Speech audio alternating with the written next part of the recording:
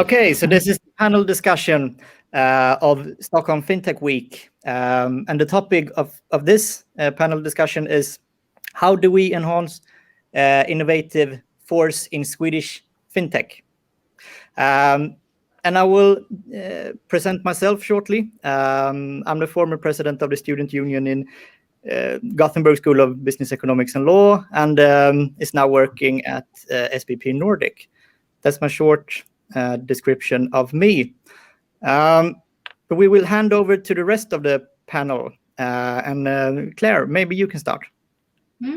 Hi, I'm Claire Ingram-Bogush. I'm a senior lecturer at Uppsala University and also at the House of Innovation at Stockholm School of Economics. Thank you. Erika?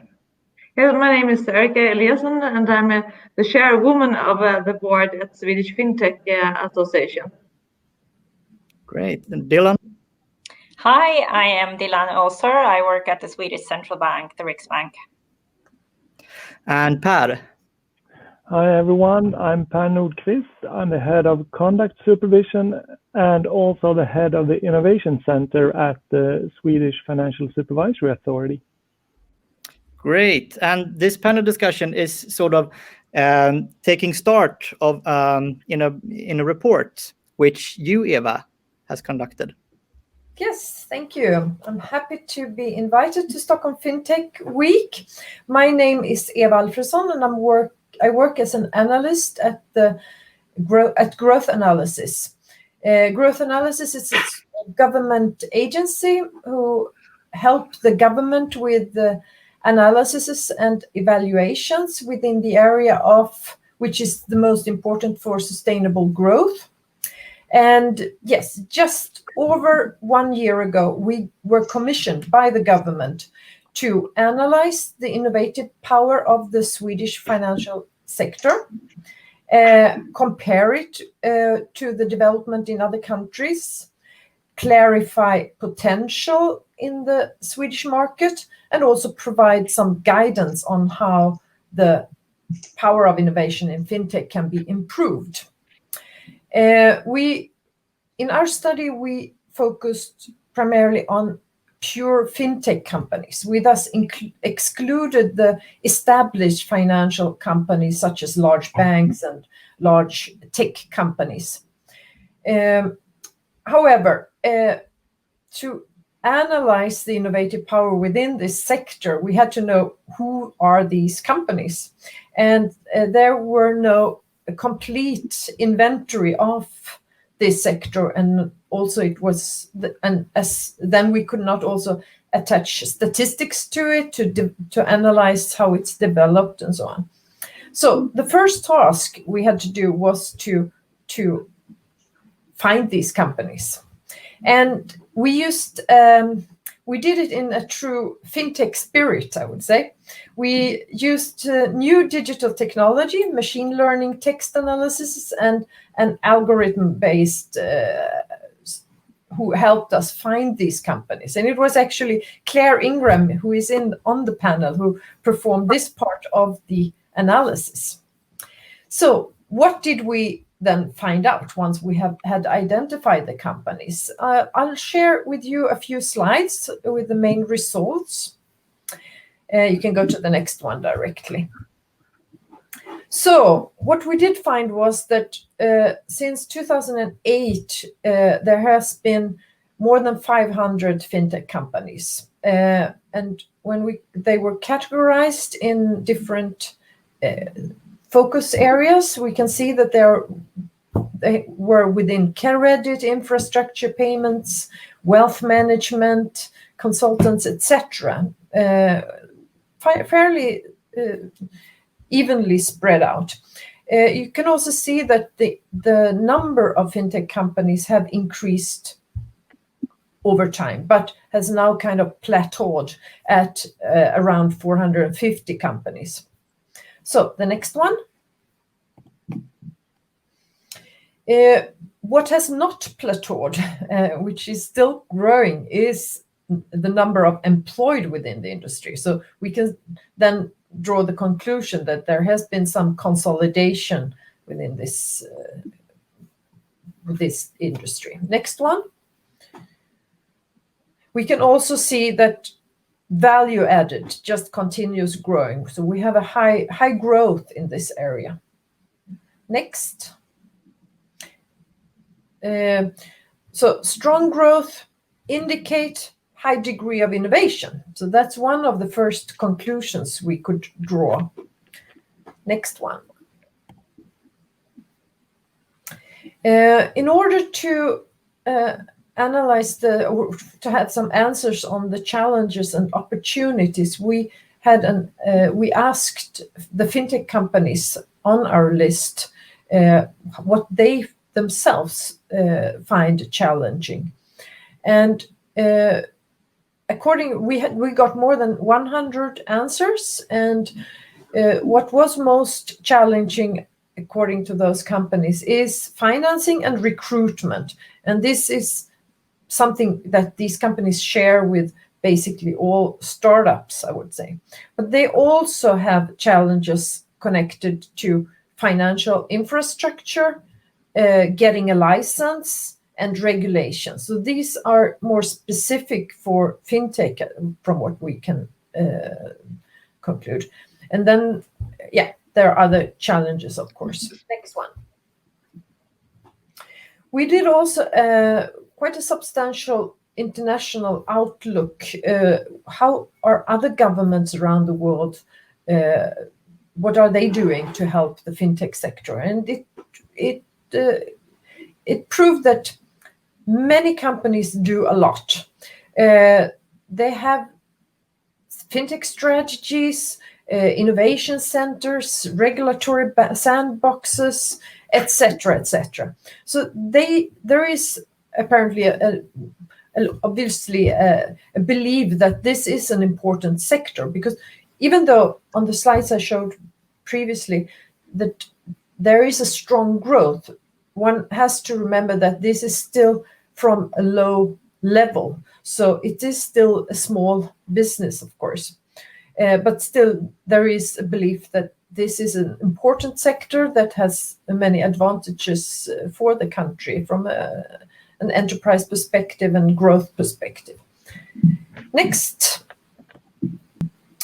There is a policy challenge, of course, and this is to maximize innovation and at the same time make sure that to minimize the risks for the financial stability and also for customers. Next. So, our main conclusions are a recommendation to the Swedish government that if they want to have a high innovation within this sector, then we need to improve the regulatory guidance. We also need to do things to increase learning within regulation, within industry, the universities, etc., to have more of a dialogue between these important actors. Because I think it's important not only for the fintech companies, but also from a government perspective to be ahead knowledge-wise. There's also challenges within the financial infrastructure. And Sweden has modern and good financial infrastructure, but there are challenges to some of these companies to get access to these quite basic infrastructure, and this should be dealt with. It's important to deal with this. Next one.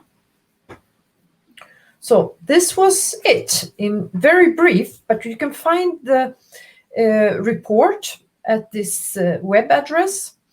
So if you want to learn more, there's much more in this report than I could have time to tell you about here now. Great, Eva. Thank you. And Claire, as Eva said, you have been part of collecting data and also conducting this report, I guess. Is it something that you think Eva missed or something that you want to point out specifically? No, nothing that Eva's missed if you look at the full report, but something that I found very interesting. So one of the things we looked at was how firms classified themselves, because fin and tech are two separate industry classifications, and it says a lot about the firms, whether they consider themselves to be primarily tech, in which case they register themselves as that, or primarily finance, in which case they register themselves as that.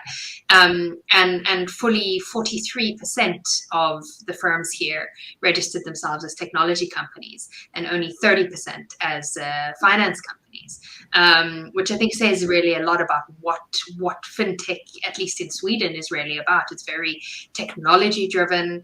It's very much about innovation, about making the technology make it easier to access services. It's not about thinking up new complex financial products where the technology is just kind of a way to deliver them. So I think that's really interesting and says a lot about what it is that we have here. There's also some interesting statistics around the breakdown of men and women in finance and in technology here. So in the tech industry, not fintech, tech, it's about 80% male and 20% woman, which perhaps is not very surprising. And then banking and finance is about 50-50. And in fintech, what we saw was, on the whole, it's been about 2 men to every woman in fintech, but actually that the number of men is growing much faster than the number of women. So if we make some broad sweeping inferences and we link the gender representation to the techiness of it, that also says a lot about how it is that our ecosystem is growing. And certainly, if you think about recruitment, one of the areas that they typically struggle to recruit is in technology talent. So that's it's a great report. I've read it, of course, and I think that TVX analysts they did a great job. So. So is it a problem, and is it still a problem that it's hard to define what a fintech company is? Yeah, absolutely. It's I mean, they straddle these two categories, and from an analytical point of view. So what we relied on was both the industry codes, how they classify themselves, and then also when you register a firm in Sweden, you have a kind of free text description where you can describe what it is that the firm does. And these free text descriptions turned out to be not as useful as we had hoped. People don't register themselves with a particularly detailed description. And so we managed to certainly identify a fair number of fintech firms, and it's not a bad number at all. But it's very difficult. Do you err on the side of too many false positives or too many false negatives? And the fact that the free text description is often so vague and often even out of date is a limitation to being able to identify fintech firms in this cross-category set of industries. Great. And Erika, from your perspective, from Swedish Fintech Association, do you feel do you recognize parts in this report, and how do you see the report from your perspective? It was a really, really good report, so thank you for that. And a lot of the issues and questions are very much in line with what we see in the market and from our members. With Swedish Fintech Association, we are a member organization with around 5 members. The company has members. So it's very much in line what we are seeing, because the challenges our members are meeting is a lot. It's about regulations, of course, and it's one of the main issues that we want to talk about and want to highlight in the debate is that the need for Finansinspektionen to have a very, very straightforward mission in the regulation letter to work for innovation, and that's what you highlight in your report as well. So the Innovation Center with you, Per, is very, very good, and we have a really good dialogue. But of course, it's difficult if it's not in the regulation letter to work very intensely with those questions.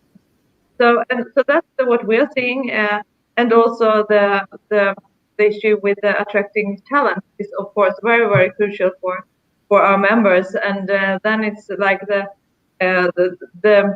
discussion about the employee stock options, the possibility for employee stock options is very important for our members, and that is very unfortunate that most of our members are not included when we're talking about the possibility to give out the employee stock options in how it looks today. So that's also a very important question. So I think if Stockholm and Sweden wants to be like this really big fintech country and fintech city, we need to actually take actions on those points as well. So this is very much in line, and of course funding is also a big question for our members. But in that sense, Sweden has a really good infrastructure with different VC firms and so on. But also the financial infrastructure, and that is, as I said, it's since many years ago when we started. I'm also was deputy CEO at Lendify, and we said it's very difficult to challenge the banks in an infrastructure built by them. So it's of course very, very important, and that's we hope that you highlight that as well in the report, because we have seen international fintech companies have approached the Swedish Fintech Association and telling us that they have problems with having a Swedish bank account. So that's a big issue, and we can see it's increasing. So it's a good report, and we can see that's in line what we see in the reality as well. But I have a question to you, Claire, as well. Is that we're talking about the fintech? You said it was around 30% of the. You said no, it was a very small part of the companies that says there are financials. It's more like tech companies, right? But is that the actual numbers? Because if you see it's a lot of companies working in the credits and payments. That must be more financial, or are they classified as tech as well? So exactly. So I'm sure it is in Eva's report.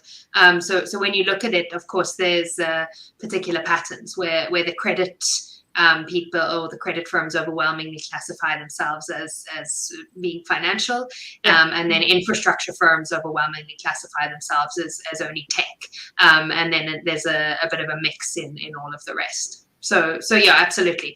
That makes sense, right? Heavily regulated areas like credit would necessarily classify themselves as finance. And they are a little bit a bigger part of the total portion of the fintech industry, right?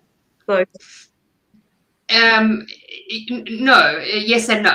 In terms of their turnover, yes. But the number of firms wise, no. Yeah. And this count of registrations is number of firms. They only 15% of the firms. Yeah. I think we have to go on with Per here, because Per is the head of the Innovation Center. It's called, right? And what's your impression of the report shortly first? And also, what is the long-term goal of the Innovation Center, and how do you think it can contribute to creating innovation in the financial system? Yes, well, thank you very much first for having me on this panel discussing this very exciting report. I think Eva and Peter at Tillväxtanalys and Claire as well has done a great job over this past year to capture this business, and it's a really good starting point for us all to discuss fintech going forward. Now we have kind of a good starting point, so we all know what we are talking about. So now we can start addressing the different issues that are out there. And one thing that strikes me with this report, where the Innovation Center and Finansinspektionen have a big part, is of course on the regulation side. And it's in the report, which is very important, also the internationalization of the Swedish financial market. The regulation today is almost to 100% from the European level. So we work quite a bit of trying to influence our European colleagues, making sure that the regulation that is coming from the EU is technology neutral and more suited towards the Swedish market. Because if you take an average of the European markets, it's not going to do it for us. we need to be further ahead, and we are further ahead, and we need to keep it that way by pushing our European friends with us. And in this, we also need the help of the business, of the Fintech Association and the other ones out there in the community, because the European supervisory authorities quite regularly put out opinions or consultation papers. So just at the end of January, for example, the European Pension Supervisory Authority released a consultation paper on open insurance, trying to take the PSD2 and open banking into the insurance space. And of course, we have been working with that paper and are behind it fully. But we also need the Swedish companies to make the voices heard, to make sure that EIOPA is hearing the Swedish arguments from more sides than just us. So for the Innovation Center to have full impact, we need the whole of Swedish financial technology industry to talk in one voice as well. So that's a place where the Fintech Association has a really important role to play as well. Great. And we also have the Riksbank, the Swedish central bank here, Dylan. How do you work regarding to the rapid development in the financial sector? Well, from the central bank's perspective, we have a responsibility to promote the safety and stability of the financial system. And that means, among other things, that we have to make sure that you can make payments at all times safely and efficiently. Now, that means we have a sort of a national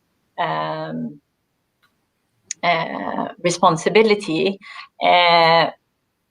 And if we see that the sector is developing, which it obviously does, and that change is going very fast, we have to make sure that we are relevant and that we adapt and that we become part of that technological change. Some examples of that from the Riksbank side is that, we see very clearly that the use of cash is diminishing in Sweden. It's actually diminishing faster than anywhere else in the world. And what we do there, and what that basically means for the central bank, is that our possibility to continue maintaining a safe and efficient payment system is eroding. So what we have been asking, for example, the Swedish Parliament is to investigate or start an inquiry into the role of the state on the payment market. And actually that inquiry has started, and I'm very excited to see what comes out of that. Another thing related to cash use diminishing in Sweden is that the Riksbank has, for example, initiated a pilot project on central bank digital currencies, so an electronic krona basically, and started working on technological solutions related to that. Of course, there's no decision whatsoever on whether Sweden should introduce an electronic krona or not, but at least we want to make sure that we know how one could do it if ever that became the case. Another thing where we work a lot internationally. We take part in many different international groups, just as Per mentioned as well, from Finansinspektionen's point of view. The same is also true for the Riksbank. And we participate both when it comes to, for example, central bank digital currencies, but also many other areas, making instant cross-border payments a reality. You heard probably my colleague Anne yesterday talking about this as well. So we try to, remain a relevant central bank, whatever that means, and be part of the technological change that is going on. Yeah, great. Thank you. And Eva, in the report you compare Sweden to other countries. What do you think we can learn from other countries? And I'm maybe thinking of Singapore and Hong Kong.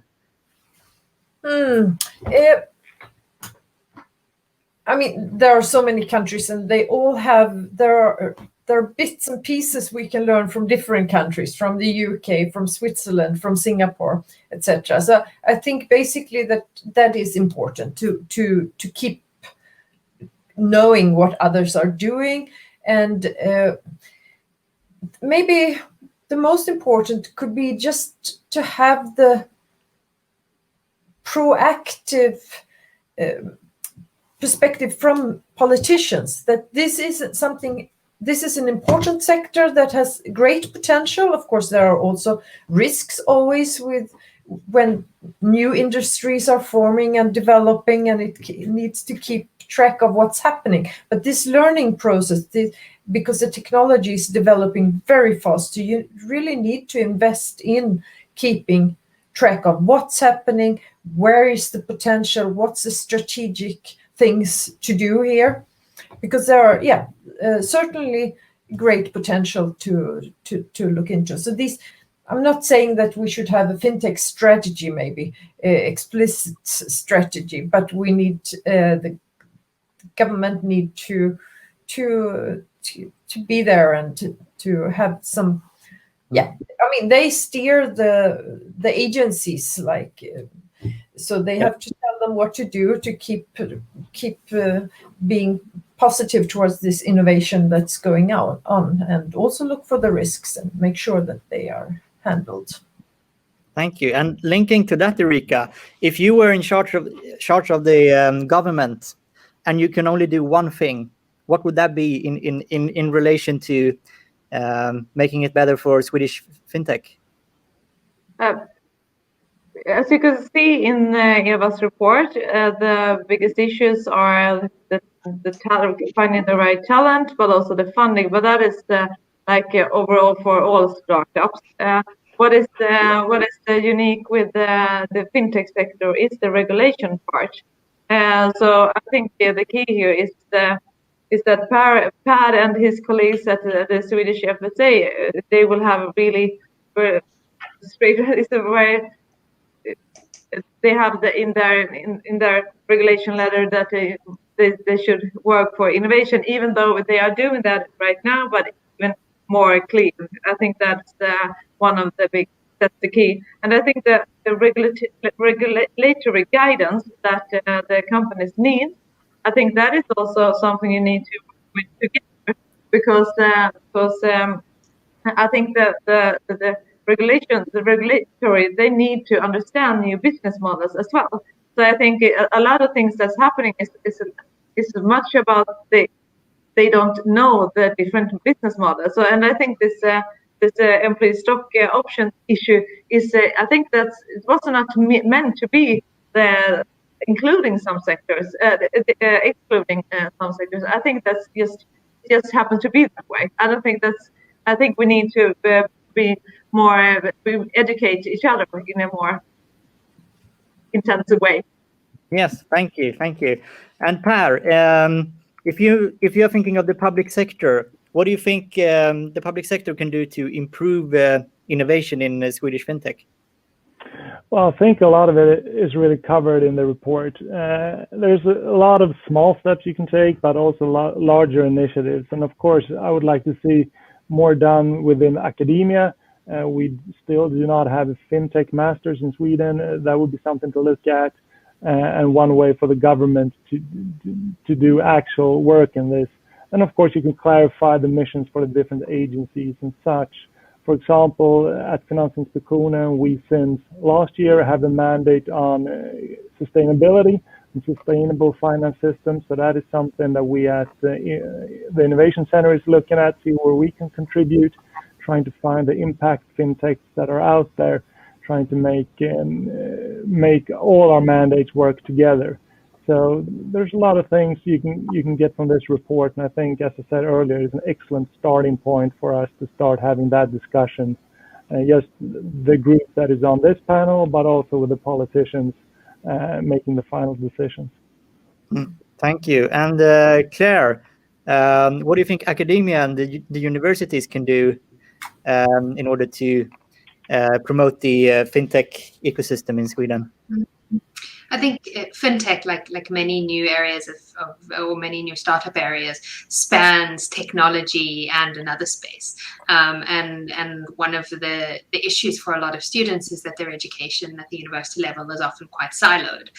So you have you do an economics degree, and you don't necessarily learn how to develop software, or you learn how to develop software, but the business model side you then have to teach yourself because it's not being done at the university level necessarily.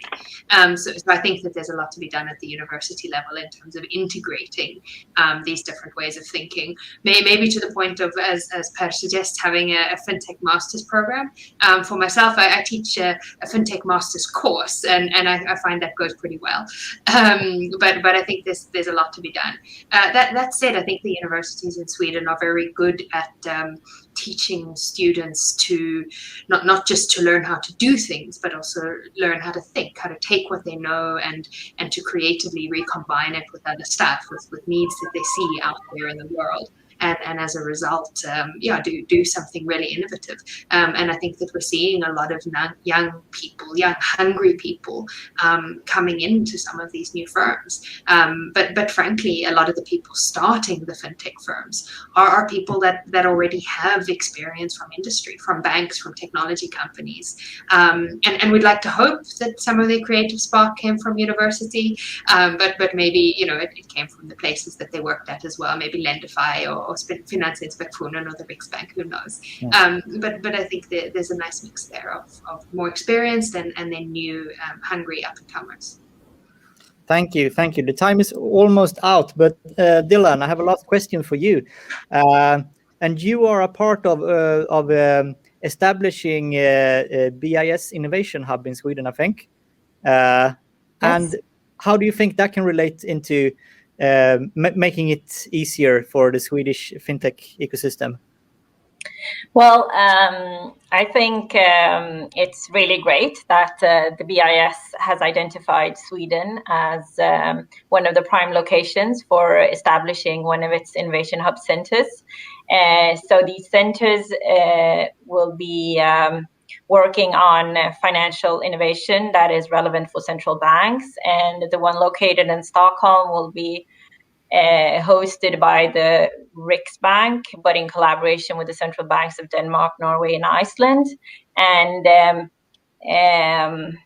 will also be these centers in other locations, again, locations that are very much working on innovation. So Singapore, Hong Kong, London, Paris, New York Fed is going to be one of the partners, etc. And for the Swedish crowd, I would highly recommend you to sort of keep your eyes on this. The idea is that these centers will be like a network, and there will be a lot of collaboration with the fintech sector. So again, for the Swedish crowd, I mean, looking at this, but not only at the Stockholm Center, but also, for example, the different events that are going on at the other centers, whether it's tech challenges or hackathons or developing the next technology for financial infrastructure. I think there is a lot that will be coming out of these centers, and I'm super excited about them, to be honest. So have a look at the BIS homepage, because there you will see the work program, and there you will also get a better idea of what the centers that have already established, what they work on. Thank you. And thank you so much for this panel discussion. I have a short question for you, Eva. Is it somewhere where you can find the report if you want to read it? Yes, of course. You find it at tillväxtanalys.se. So it's growth analysis publications, and it's on top there now because it was just recently published. So it should be fairly easy to find. Thank you. And there's an extended summary in English, so it's accessible for international readers as well. That's great. Thank you so much for coming to this panel discussion. And I say thank you to all of you. Thank you. Thank you. Thank you very much. Thank you.